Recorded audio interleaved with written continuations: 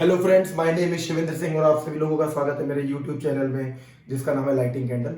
और जैसा कि आपको ऑलरेडी पता है कि अपने इस चैनल पे मैंने एक basic electrical technology series start की हुई है जिसमें हम बेसिक इलेक्ट्रिकल टेक्नोलॉजी कॉन्सेप्ट्स को देख रहे हैं।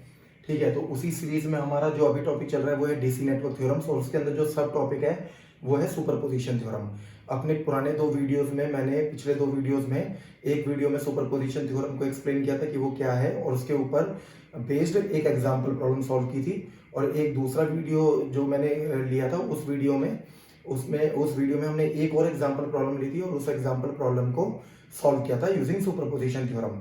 तो आज जो हमारा ये वीडियो है, इस ये जो हमारा ट्यूटोरियल है, इस ट्यूटोरियल में हमने एक और एग्जाम्पल प्रॉब्लम ली है जिस एग्जाम्पल प्रॉब्लम को हम सुपरपोजिशन थ्योरम का यूज करके सॉल्व करेंगे। अगर हम इस एग्जाम्पल प्रॉब्लम को देखें तो इस एग्जाम्पल प्रॉब्लम से पहले जो हमने एग्जाम्पल प्रॉब्लम्स ली थी उन एग्जाम्पल प्रॉब्लम में हमने जो सोर्सेज थे उनको आइडियल सोर्सेज माना था। आइडियल वोल्टेज, जैसे अगर वोल्टेज सोर्स था तो उसको हमने एक आइडियल वोल्टेज सोर्स माना था, इसलिए उसका इंटरनल रेजिस्टेंस 0 ओम था। और अगर करंट सोर्स था तो उसको आइडियल करंट सोर्स माना था जिस वजह से उसका इंटरनल रेजिस्टेंस जो था वो इनफाइनाइट था। लेकिन इस एग्जाम्पल प्रॉब्लम में जो हमने लिया है, इस एग्जाम्पल प्रॉब्लम में हमारे जो सोर्सेज हैं वो दो इंडिपेंडेंट वोल्टेज सोर्सेज हैं, but they are not ideal independent voltage sources, they are practical independent voltage sources. इसलिए अगर हम इस वोल्टेज सोर्स को देखें तो उसका इंटरनल रेजिस्टेंस 0.5 ओम है। अगर इस वोल्टेज सोर्स को देखें तो उसका इंटरनल रेजिस्टेंस 1 ओम है। और हमें क्या करना है, हमें फाइंड आउट करना है current flowing through the 6 ohm resistance using superposition theorem. ठीक है, तो जैसे हमने पुराने वीडियोस में भी देखा था कि सुपरपोजिशन थ्योरम को यूज करके जब हमें कोई प्रॉब्लम सॉल्व करनी होती है तो सबसे पहला क्या है, एक्चुअली जो सुपरपोजिशन थ्योरम का जो फंडामेंटल पर्पस है वो पर्पस ही यही है कि आपको एक ज्यादा कॉम्प्लिकेटेड प्रॉब्लम दी गई है, ज्यादा कॉम्प्लेक्स प्रॉब्लम दी गई है, आपको उस कॉम्प्लेक्स प्रॉब्लम को पहले मल्टीपल सिंपल प्रॉब्लम्स में ब्रेक करना है और फिर हर जो मल्टीपल सिंपल प्रॉब्लम्स है उनको इंडिविजुअली सॉल्व करना है और फिर जो उनके रिजल्ट है उनको एल्जेब्राइकली ऐड करना है, तो आपकी कॉम्प्लेक्स प्रॉब्लम का सॉल्यूशन मिल जाता है आपको। ठीक है, तो यहाँ पे जैसा अभी पिछले एग्जांपल्स में भी हमने किया था, क्योंकि हमारे पास दो वोल्टेज सोर्स हैं तो हमारे पास दो सिंपल सर्किट्स बन जाएंगे। पहला अगर हम माने कि when 6 volt 0.5 ohm source is acting alone, अगर ये सोर्स मान लीजिए अकेला काम कर रहा है तो क्या होगा, यहाँ पे हम लेते हैं this is 6 volt 0.5 ohm. Okay, यहाँ पे हमारे पास में एक रेजिस्टेंस है 2.5 ओम का, यहाँ पे हमारा एक रेजिस्टेंस है 6 ओम का। ठीक है, जिसमें हमें करंट फाइंड आउट करना है। और उसके बाद यहाँ पे हमारे पास में एक रेजिस्टेंस है 2 ओम का। और यहाँ पे हमारा, अब यहाँ पे हम क्या है, जब हमारा 6 वोल्ट 0.5 ओम रेजिस्टेंस का वोल्टेज सोर्स एक्टिव है उस टाइम पे हमें ये दूसरा सोर्स है 12 वोल्ट 1 ओम का जो सोर्स है उसको उसके इंटरनल रेजिस्टेंस से रिप्लेस करना है। और यहाँ पे क्योंकि एक आइडियल वोल्टेज सोर्स नहीं है, एक प्रैक्टिकल वोल्टेज सोर्स है और उसका इंटरनल रेजिस्टेंस 1 ओम दिया हुआ है, तो हम इसको एक 1 ओम के रेजिस्टेंस से रिप्लेस कर देंगे।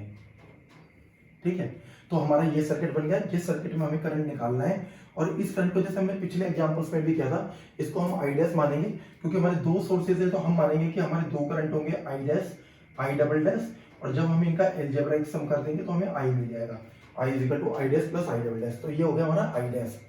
और सेकंड जो हमारा सेकंड कंडीशन है वो है हमारे when 12 volt 1 ohm source is acting alone. Okay, अगर हमारा 12 वोल्ट का जो सोर्स है वो अलोन एक्टिव है तो क्या होगा, यहाँ पे हमारा जो ये सोर्स है 6 वोल्ट 0.5 ओम का 0.5 ओम रेजिस्टेंस का जो सोर्स है उसको उसके इंटरनल रेजिस्टेंस से हम रिप्लेस कर देंगे।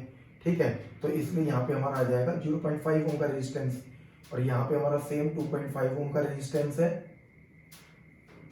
यहाँ पे हमारा ये 6 ओम का रेजिस्टेंस है, यहाँ पे हमारा ये एक 2 ओम का रेजिस्टेंस है और यहाँ पे हमारा ये 12 वोल्ट 1 ओम का वोल्टेज सोर्स कनेक्टेड है।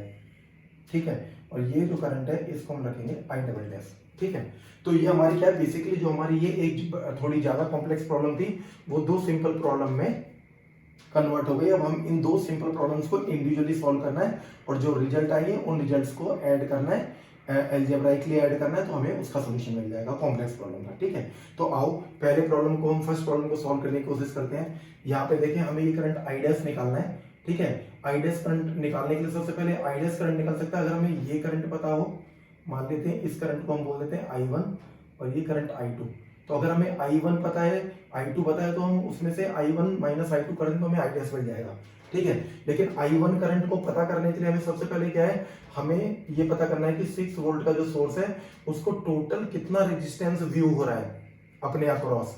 तो हम 6 वोल्ट को डिवाइड बाई दैट रेजिस्टेंस कर देंगे तो हमें I1 मिल जाएगा। तो कहानी चालू वहीं से होगी। तो ठीक है, तो सबसे पहले हमें क्या करना है, सबसे पहले हमें ये देखना है कि जो 6 वोल्ट का सोर्स है उसको कितना रेजिस्टेंस व्यू हो रहा है, मतलब इन 6 वोल्ट के सोर्स के अक्रॉस कितना इक्विवेलेंट रेजिस्टेंस बन रहा है। इसका मतलब है कि सबसे पहले हमें इन दो टर्मिनल के बीच में हमें सबसे पहले इक्विवेलेंट रेजिस्टेंस फाइंड आउट करना है। अगर हम यहाँ इक्विवेलेंट रेजिस्टेंस फाइंड आउट करें तो लेट्स से सबसे पहले क्या करेंगे, हम मान लो ये नोड ए है, ये नोड बी है। तो सबसे पहले अगर हम देखें और इसको मान लेते हैं ये नोड सी है और ये नोड डी है। तो सबसे पहले हम देखें नोड ए और बी के बीच में अगर हम बात करें तो ए और बी के बीच में दो ब्रांचेस हैं, एक 6 ओम का रेजिस्टेंस है और एक 2 ओम प्लस 1 ओम का रेजिस्टेंस है इन सीरीज। तो जो 2 ओम प्लस 1 ओम का रेजिस्टेंस सीरीज कॉम्बिनेशन में है दैट इज इक्वल टू 3 ओम, क्योंकि सीरीज कॉम्बिनेशन में तो रेजिस्टेंस सीधा सीधा ऐड हो जाते हैं। तो ए और बी के बीच में अगर हम देखें तो एक 6 ओम का रेजिस्टेंस है और एक 6 ओम का रेजिस्टेंस है जो पैरेलल में एक 3 ओम के रेजिस्टेंस है।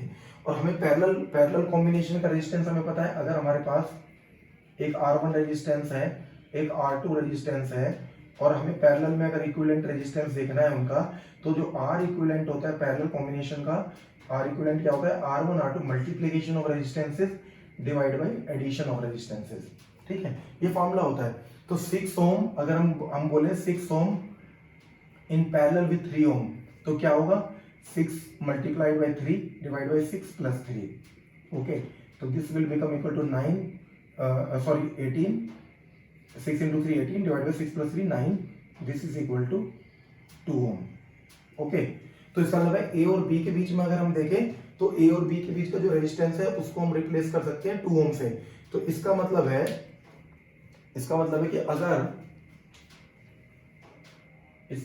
कि अगर जस्ट अ सेकंड, 12 वोल्ट 1 ओम का है।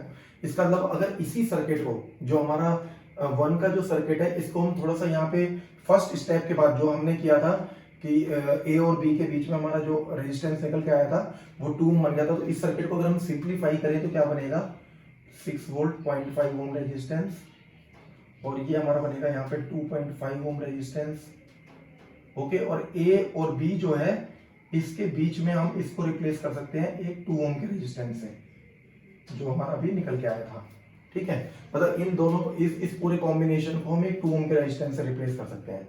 ठीक है, अब अगर हम देखें इसमें, अगर हम ये करंट देखें I1, ये करंट I1 कितना होगा, तो सिंपल सी बात है, जो 6 वोल्ट का सोर्स है हमारा, 6 वोल्ट के सोर्स को हम देखें कितना रेजिस्टेंस दिख रहा है यहाँ पे। अगर हम इक्विवेलेंट रेजिस्टेंस या निकालने की भी कोशिश करें, R equivalent between C and D यानी R इक्विवेलेंट यानी RCD that is equal to 2.5 ohm in series with 2 ohm, 2.5 ohm plus 2 ohm in series, this is equal to 4.5 ओम।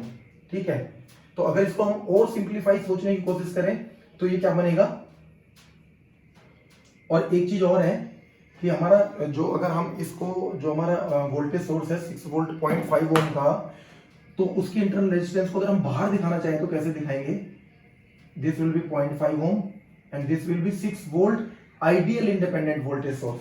तो ये एक प्रैक्टिकल वोल्टेज सोर्स जो है 6 वोल्ट 0.5 ओम का, उसको हम इस तरीके से लिख सकते हैं, an ideal independent voltage source of 6 volt in series with 0.5 ohm resistance. ठीक है, और यहाँ पे हम अगर सी और डी पॉइंट के बीच में देखें, सी और डी पॉइंट के बीच में हमारा एक रेजिस्टेंस है 4.5 ओम का। तो अगर हमने इसको फर्दर सिंप्लीफाई कर दिया तो वो सर्किट हमारा ये बन गया। ठीक है, फर्दर सिंप्लीफाई कर दिया तो ये सर्किट हमारा बन गया, सी और डी के बीच में ये पूरा रेजिस्टेंस हमारा ये आ गया। ठीक है, तो अब अगर हम देखें ये पॉइंट सी और डी है, तो अब हम अगर हम देखें सबसे पहले हमारा ये करंट कितना बनेगा, तो दिस करंट ये हमारा, अब यहाँ पे एक चीज देखने वाली है, जो करंट यहां से निकल के सी में जा रहा है, सी के बाद कोई ब्रांचिंग नहीं है, सी के बाद कोई ब्रांचिंग नहीं, केवल एक है जो सीधा एक हो जा रही है। तो इसका मतलब है यहाँ जो करंट सी में आ रहा होगा वही करंट ए में जा रहा होगा, ठीक है। तो ये I1 करंट ही हमारा इक्वल टू क्या हो जाएगा, 6 volt divided by 0.5 ohm plus 4.5 ohm, this is equal to 6 divide by 5 ohm. तो I1 इक्वल टू हो जाएगा हमारा 6/5 एम्पियर, ठीक है। तो ये जो करंट हमारा I1 आया, this is equal to 6/5 ampere. अब हमने सबसे पहले यहाँ देखें कि सी के टर्मिनल जो है इसके करंट, यहाँ पे करंट कितना रहा 6/5 एम्पियर, और सी में देखें वही करंट जो 6/5 एम्पियर यहाँ से निकला, वही करंट हमारा ये करंट है जो ए में एंटर कर रहा है, यानी कि this current is 6/5 ampere, this current. अब ये करंट जो है, ये करंट इसके बाद जाके दो पार्ट में डिवाइड हो रहा है। ये एक करंट एक पार्ट बन रहा, एक पार्ट है हमारा 6 ओम का रेजिस्टेंस है और एक हमारा 3 ओम का रेजिस्टेंस है, ठीक है। तो हमने पहले के पुराने एग्जांपल्स में भी हमने बताया था कि करंट डिवाइडर रूल हमारा क्या होता है, अगर हमारा एक करंट I आ रहा है और दो रेजिस्टेंस है हमारे R1 और दूसरा रेजिस्टेंस है R2, जिनमें ये करंट डिवाइड हो रहा है, और I1 I2, तो I1 करंट जो होता है that is equal to R2 divide by R1 plus R2 into total current I, और I2 जो है that is equal to R1 divided by R1 plus R2 into I, total current, ठीक है। तो यहाँ पे अगर हम देखें, ये जो भी करंट हमारा I1 आया वो दो पार्ट में डिवाइड हो गया, I डैश में और I2 में, और we are interested in current I dash. तो अगर हम I डैश करंट देखें, यानी 6 ओम के रेजिस्टेंस में अगर हम करंट देखें I डैश, तो ये फार्मूले के हिसाब से हम देखें I डैश इक्वल टू, तो न्यूमरेटर में क्या होगा, न्यूमरेटर में वो रेजिस्टेंस आता है जो दूसरा रेजिस्टेंस होता है। तो अगर हमें ये I डैश निकालना है तो हमें दूसरा रेजिस्टेंस देखना है। दूसरा रेजिस्टेंस क्या है, 2 ओम plus 1 ohm 3 ohm divided by 3 ohm plus 6 ohm multiplied by total current, और टोटल करंट क्या है I1 6/5 एम्पियर, ठीक है। तो इसको अगर हम देखें तो ये कितना बन जाएगा, अब हम इसको रख कर सकते हैं, ठीक है। तो इसको अगर हम देखें तो ये कितना बन जाएगा, this is equal to 3/9 into 6/5, 3 से हम काटेंगे 3 पे 2 पे, तो this I dash is equal to 2/5 ampere, ठीक है। I dash is equal to 2/5 ampere, और I डैश की जो डायरेक्शन दी हुई है इसका मतलब है उससे सही है, तभी ये टर्म पॉजिटिव आ रही है। क्यों, क्योंकि जिस डायरेक्शन में हमने एज्यूम किया हुआ है एक्चुअल करंट भी उसी डायरेक्शन में है। तो I dash is equal to आ गया हमारा 2/5 एम्पियर, ठीक है। अब अगर हम इस दूसरे सर्किट को लें, ठीक है, तो अगर हम इस दूसरे सर्किट को लें तो दूसरे सर्किट में भी हमें सबसे पहले क्या है, हमें अब यहाँ पे अगर हम देखें तो हमें क्या करना है, मान लेते हैं ये करंट जो है हमारा, मान लीजिए I3 है, ये करंट I4 है, ठीक है। तो यहाँ पे भी क्या है, हमें अगर I3 पता है, I4 पता है, तो हम I डबल डैश निकाल सकते हैं, या हमें I3 सबसे पहले पता होना चाहिए। और वही I3 निकालने के लिए हमें ये देखना है कि हमारा जो 12 वोल्ट का सोर्स है, इन टर्मिनल्स को मान लेते हैं, हम नाम दे देते हैं, यहाँ पे हमारा टर्मिनल A था, B था, जो कि मान लेते हैं ये C है, ये D है, इन टर्मिनल्स को मान लेते हैं हम E है, F है, ओके। तो यहाँ इसका मतलब क्या है, हमें सबसे पहले E और F टर्मिनल के बीच में रेजिस्टेंस पता होना चाहिए, है ना। तो उसके लिए हमें सबसे पहले E और F टर्मिनल के बीच में इक्विवेलेंट रेजिस्टेंस पता होना चाहिए, और E और F के बीच में पता होने के लिए पहले हमें A और B के बीच में पता होना चाहिए। तो A और अगर B टर्मिनल के बीच में अगर हम देखें तो हमारा दो ब्रांचेज हैं, एक में 6 ओम का रेजिस्टेंस है, एक में 2.5 ohm plus 0.5 Om in series है। तो 2.5 ओम प्लस 0.5 ओम अगर हम देखें तो 3 ओम। तो इसका मतलब है कि यहाँ पे एक सीरीज, यहाँ पे A और B के बीच में एक ब्रांच में 6 ओम है और दूसरी ब्रांच में 3 ओम है। तो अगर हम इनको A और B के बीच में अगर हम इस पूरे को रिप्लेस करना चाहते हैं 2.5 ओम, 0.5 ओम, 6 ओम को, तो हम क्या देखते हैं कि हमारा एक 3 ओम और 6 ओम का पैरेलल कॉम्बिनेशन है। 3 ओम और 6 ओम का पैरेलल कॉम्बिनेशन का हमें पता है, पैरेलल कॉम्बिनेशन का फार्मूला क्या होता है, इक्विवेलेंट रेजिस्टेंस का multiplication of resistances divided by summation of resistances. तो 18/9 दिस इज इक्वल टू 2 ओम। तो इसका मतलब है कि हम अगर इसको सिंप्लीफाई करें, तो इसको सिंप्लीफाई करके हम कैसा बना सकते हैं, हम नोड A और B के बीच में एक सिंगल रेजिस्टेंस शो कर सकते हैं 2 ओम का, और यहाँ से हमारा एक दूसरा 2 ओम का रेजिस्टेंस है, और यहाँ पे फिर हमारा सोर्स कनेक्टेड है 12 वोल्ट 1 ओम का, ओके। और यहाँ पे अभी हम अगर और सिंपल करना चाहें तो हम ये भी कर सकते हैं, क्योंकि जैसे मैंने अभी पहले बताया था कि हम 12 ओम का सोर्स, मतलब एक practical constant voltage source with an internal resistance, उसको हम रिप्लेस कर सकते हैं with an ideal voltage source of 12 volt in series with a resistance of 1 ohm like this. Okay, अगर हम ऐसा करें तो अब अगर हम देखें कि हमारा यहाँ पे इस सर्किट में कितना, जो 12 वोल्ट का सोर्स है, 12 वोल्ट के सोर्स से हमारा कितना करंट आउट होगा, तो वो कैसे निकलेगा, simple 12 volt divided by total resistance in circuit 1 ohm plus 2 Om plus 2 ohm, 12 divide by 5, तो इसका मतलब क्या हो गया, ये हमारा आ गया 12 बाई 5 एम्पियर करंट। तो ये करंट मतलब जो हमारा सोर्स से निकलेगा, दिस करंट जो यहां से निकल रहा है हमारा सोर्स से, that is equal to 12 upon में 5 एम्पियर। ठीक है, ये करंट कितना हो गया हमारा, ये करंट हो गया हमारा 12 बाई 5 एम्पियर। ये करंट आ गया हमारा कितना, 12 बाई 5 एम्पियर। अब ये जो 12 बाई 5 एम्पियर करंट है हमारा, अगर हम देखें इसका मतलब क्या है, I3 जो है वो निकल के आया 12 बाई 5 एम्पियर I3। अब यहां से अगर हम देखें ये I3 जो 12 बाई 5 एम्पियर आया, ये दो पार्ट में डिवाइड होगा। एक पार्ट है I डबल डैश जो 6 ओम में जा रहा है, दूसरा पार्ट है I4 जो 2.5 ओम प्लस 0.5 ओम यानी 3 ओम में जा रहा है। तो हमें पता है we are interested in I double dash, तो I डबल डैश क्या होगा, इक्वल टू, अभी हमने जो पहले देखा था करंट डिवाइडर रूल, उस करंट डिवाइडर रूल के हिसाब से अगर हम देखें I डबल डैश, हमें 6 ओम वाले रेजिस्टेंस में करंट चाहिए, तो न्यूमरेटर में कौन सा आएगा, दूसरा रेजिस्टेंस आएगा 3 ओम जो 2.5 ओम प्लस 0.5 ओम के कॉम्बिनेशन से निकला है। 3 ओम डिवाइडेड बाई 3 प्लस 6 multiplied by total current entering in node A, that is equal to 12 by 5।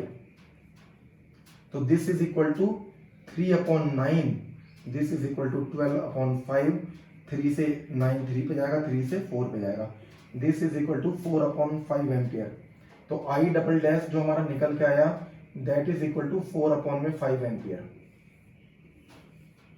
ठीक है, I डबल डैश कितना आ गया हमारा यहाँ पे, I double dash is equal to 4 upon में 5 एम्पियर। और I डबल डैश भी पॉजिटिव आया है, इसका मतलब क्या है कि इसकी जो डायरेक्शन दी हुई है, एक्चुअल करंट भी उसी डायरेक्शन में है, इसीलिए ये टर्म हमारी पॉजिटिव, इसीलिए ये टर्म हमारी क्या है, पॉजिटिव आई है। ठीक है, तो अब हमारे दोनों करंट इंडिविजुअल करंट निकल गए, यानी दोनों जो हमारे सिंप्लीफाइड सर्किट्स बन गए, तो वो सॉल्व हो गए।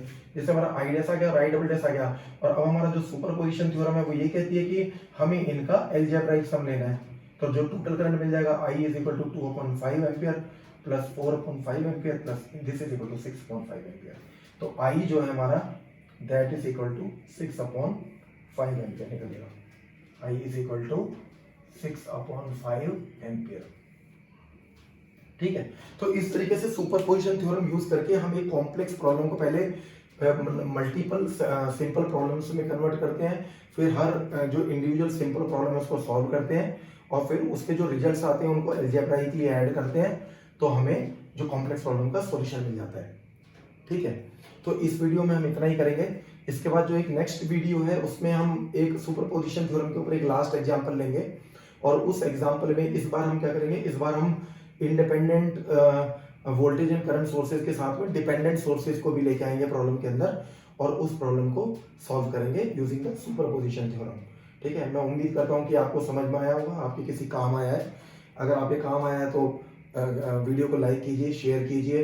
अगर आप कुछ कमेंट करना चाहते हैं, कुछ इम्प्रूवमेंट के लिए कुछ पॉइंट्स देना चाहते हैं तो प्लीज़ कमेंट कीजिए। और अगर आप चाहते हैं कि मेरे फ्यूचर के वीडियोस भी आपको मिले तो आप मेरे चैनल को सब्सक्राइब कीजिए। आप मेरे चैनल पे अभी तक के मेरे जितने भी वीडियोस हैं उन सबको इलेक्ट्रिकल टेक्नोलॉजी प्लेलिस्ट में देख सकते हैं। वो सारे वीडियोस जो हैं ट्यूटोरियल बाय ट्यूटोरियल वहाँ पे अरेंज किए गए हैं। तो अगर आप उसी सीक्वेंस में देखते जाएंगे तो आपको हर चीज़ बिल्कुल स्मूथली समझ में आती जाएगी, क्योंकि वो सारे मैंने ट्यूटोरियल उसी ऑर्डर में बनाए हैं जिस ऑर्डर में हमें उनको समझने की, डिफरेंट चीज़ों को समझने की ज़रूरत है। तो अगर मेरा मानना ये कि अगर आपको कोई मेरा वीडियो पसंद आता है और अगर आप उसमें कोई चीज़ समझना चाहते हैं तो बेटर है कि आप उनको सिक्वेंशियली देखें, 1 बाय 1 देखें, बीच में से देखने के बजाय। ठीक है, तो नेक्स्ट वीडियो में हम मिलेंगे एक और सुपरपोजिशन थ्योरम के ऊपर, एक बहुत ज़्यादा कॉम्प्लेक्स प्रॉब्लम के साथ में, जिसमें डिफरेंट सोर्सेज हम यूज़ करेंगे। Till then have a nice day, thank you very much.